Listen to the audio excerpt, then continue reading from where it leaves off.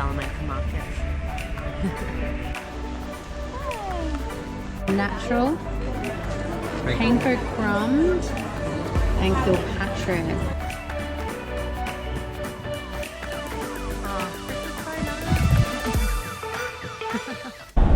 Good morning, everyone. We just left camp. We're heading down to Hobart. We're going to go check out the markets and we're going to go do some laundry this morning. But mostly we're going to go check out Hobart and go to the museum today, have a look around, and yeah.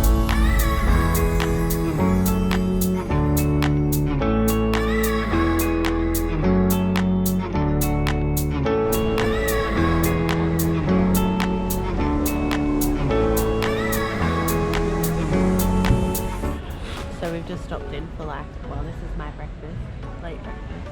This is my second breakfast, so I have my third breakfast yet. I am a little bit sick this morning, so anyway, mind my voice, but Angelo got a bratwurst. Yep, really good on onions and sauerkraut, mustard and barbecue sauce.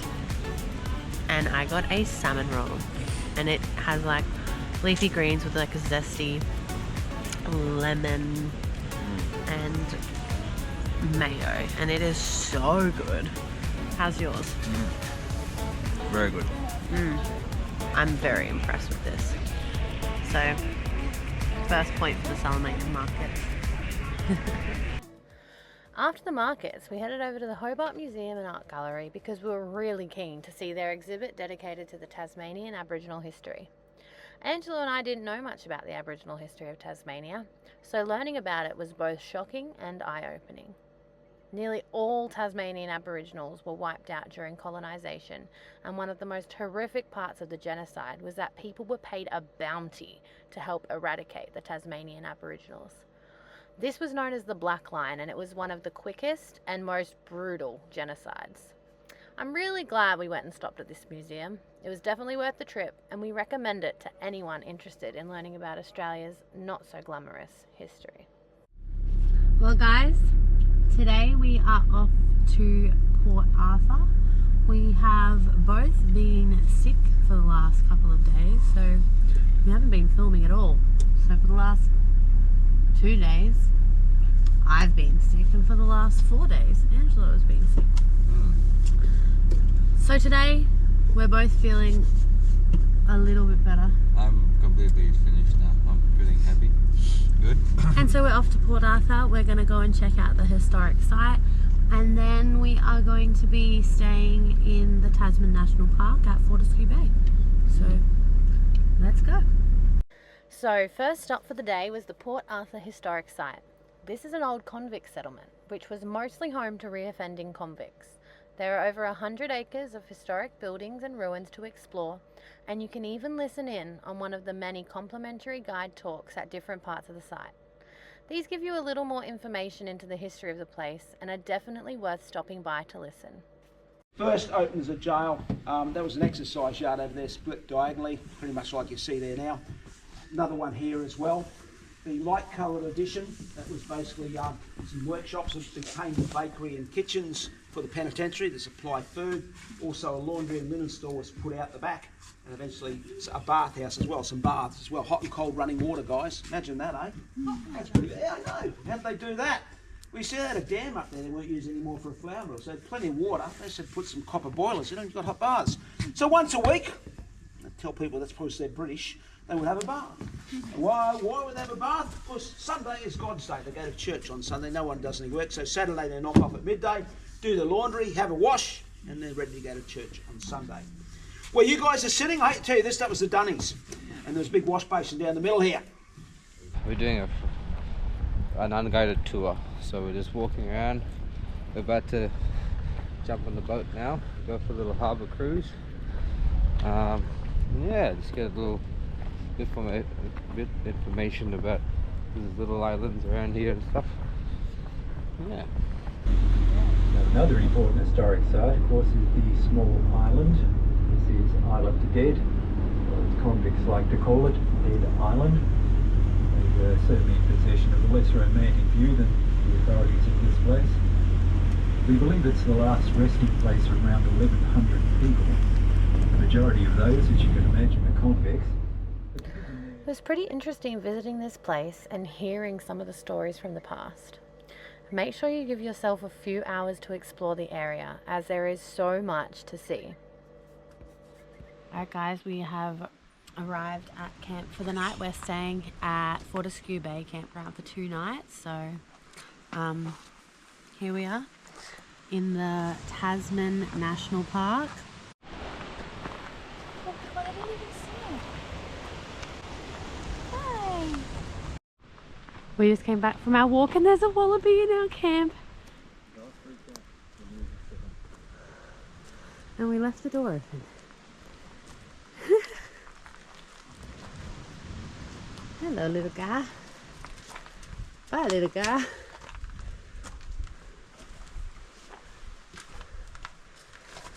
Luckily he didn't get to the sausages.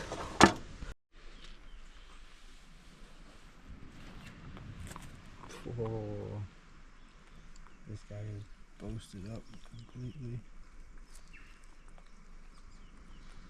He's got some ants around him. Hi guys, so today we are off to Bruny Island for 3 nights. We spent the last 2 nights at Fortescue Bay. We were meant to go on a bit of a walk yesterday to one of the capes, but the last couple of days it's been absolutely terrible weather. It's been freezing, it's been drizzling, so we decided to chill out at the campsite, watch a couple of movies and just had some downtime. So we're off today, heading over to Bruny Island, and we've got a few exciting things to show you guys.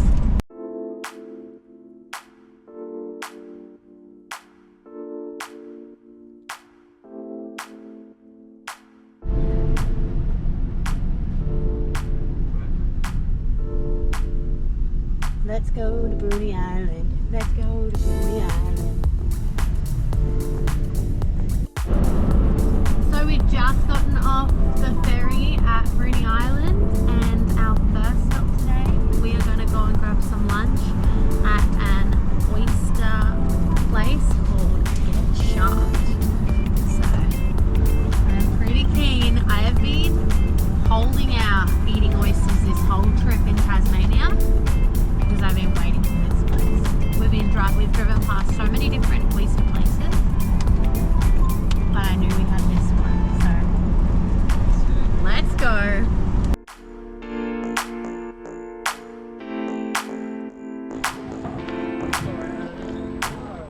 So we just rocked up to get shut, and you can literally see right out there in Great Bay is where the oysters are farmed. So straight to here.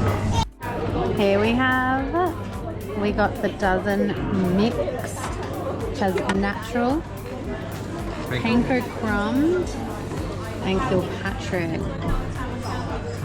You ready? Right, these are the panko crumbs.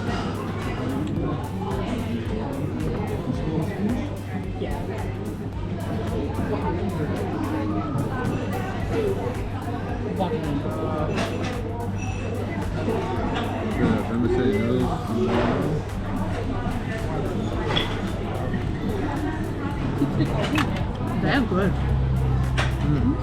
Very good. They're really yummy. Alright. I'm gonna drop Kilpatrick.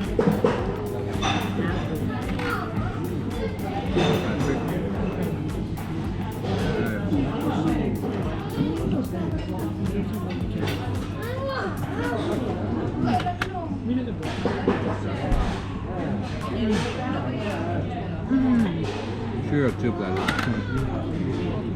That is good.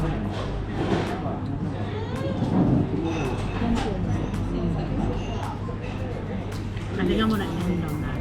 Yeah. Yum.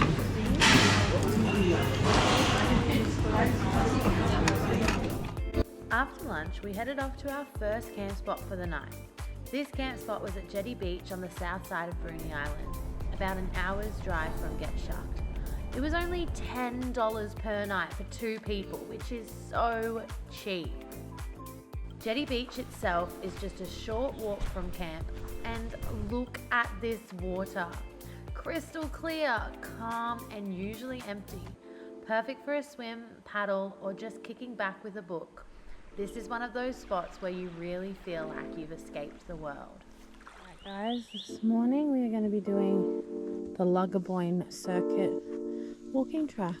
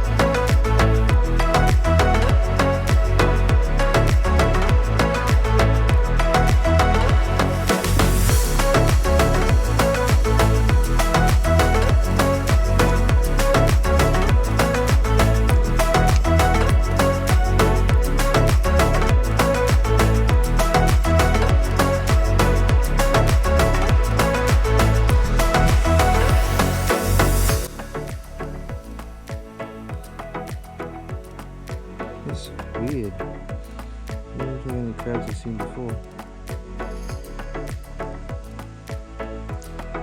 Look at their face. Look at his face.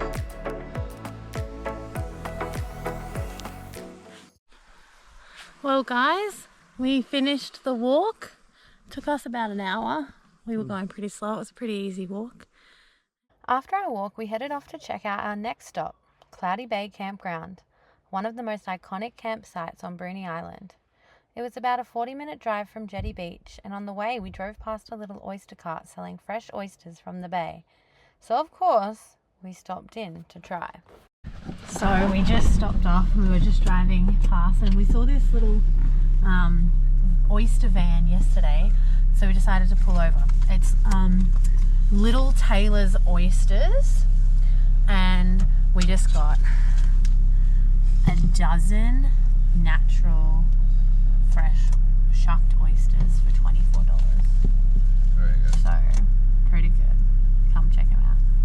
It's like literally salivating. Alright, we've just pulled over to have some.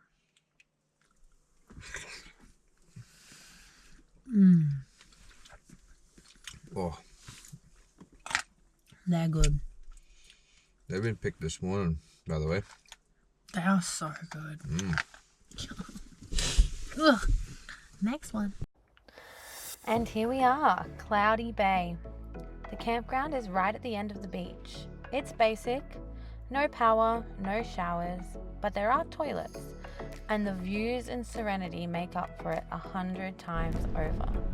If you're planning this drive, just make sure your car can handle a bit of sand and off-road. We planned our drive for low tide, so there was plenty of hard sand to drive on, and we were sweet. There's literally like no one here. Once we got to Cloudy Bay and set up camp, we didn't really do much, and that was kind of the point. Angelo went for a quick flick down by the water, I kicked back with my book, and we both just totally shut off from the world for a while. It was bliss.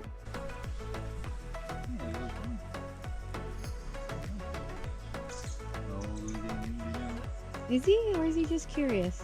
I think he's gonna grab me and just go poop. So guys, last night we stayed at Cloudy Bay campsite, and this is our beautiful view. And we just packed up this morning and we're gonna head to Adventure Bay today and do a little 4-kilometer walk up around the headland there. On our way to Adventure Bay, you will not believe what we saw. Oh my goodness. Straight down there. Actually, right down there, guys, you can actually see there's an albino wallaby, that little white dot right there above the river. how do you film on this? Press a little. And now it's recording. Look, guys, we just drove past and had to pull over because there's an albino white wallaby. I have to get up the shore. Oh my goodness. This is so cool! The roads on Bruny never get old. That mix of bush, open sky and the sea peeking through. It wasn't long before we were at Adventure Bay and on the trail. This wasn't a big hike, just a slow wander. On this walk, we also learned that back in the early 1800s, this bay was a hub for the whaling industry. At the time, it was seen as progress, but now we see the impact that it had on the whales. After a few days of beach camping and salty air, we treated ourselves to a little luxury. A tiny home tucked away behind Sheepwash Bay called the Hide. It's exactly what it sounds like. Private, peaceful, and surrounded by nothing but trees, sky, the sea, and silence. Oh, this is so nice. I am so excited to be in that bathtub.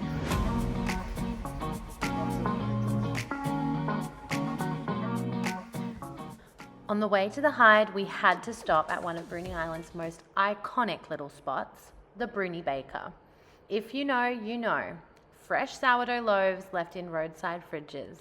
It's simple, it's wholesome, and the bread, absolutely next level. Just stopped in, got some bread from the little fridges, sourdough, yummy. Once we were back at the tiny home, we settled in for our last night on Bruny Island with some fresh oysters, an absolutely killer view, and one slow, perfect evening to end the trip. Well, we're on our way back to the main part of Tasmania today. We're heading over on the ferry this morning, so I think we're going to try and see some Tassie devils and not sure what else, so take it as it comes and see what we do.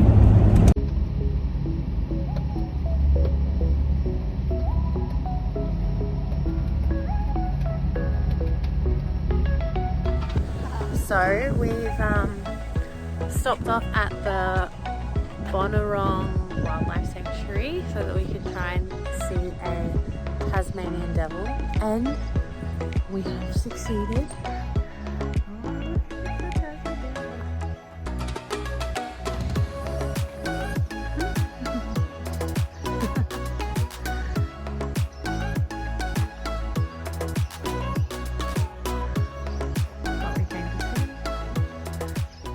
And that's week 2 in Tassie done.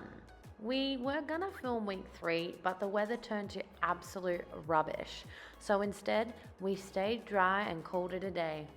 Thanks for tagging along.